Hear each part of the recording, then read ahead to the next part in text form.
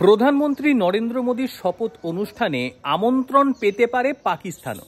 সূত্রের খবর, অনুষ্ঠানে উপস্থিত থাকবেন বাংলাদেশের প্রধানমন্ত্রী শেখ হাসিনা, শ্রীলঙ্কার রাষ্ট্রপতি রনিল বিক্রমাসিংঘে, ভুটান, নেপাল, মালদ্বীপের প্রধানমন্ত্রীদেরও আমন্ত্রণ জানানো হতে পারে শপথ অনুষ্ঠানে।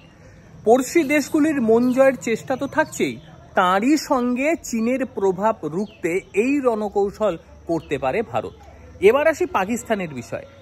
2014-তে মোদি তার প্রথম শপথ অনুষ্ঠানে নওয়াজকে আমন্ত্রণ জানিয়েছিলেন, আর এরপর 2019 সাল থেকে পাকিস্তানের সঙ্গে ভারতের বাণিজ্য বন্ধ। পাকিস্তানের বর্তমান সরকার বারবার ভারতের সঙ্গে সুসম্পর্ক পুনঃস্থাপনের বার্তা দিয়েই চলেছে। সেভাবে গুরুত্ব না দিলেও এবার কিন্তু শপথ অনুষ্ঠানে পাকিস্তানের কোনো নেতৃত্বস্থানীয় কাউকে আমন্ত্রণ জানানো হতে পারে ভারতের পক্ষ থেকে। আর এই শপথ অনুষ্ঠান থেকে বিদেশ নীতির নতুন অধ্যায়ের সূচনা হয় কিনা এখন দেখার বিষয় এটাই।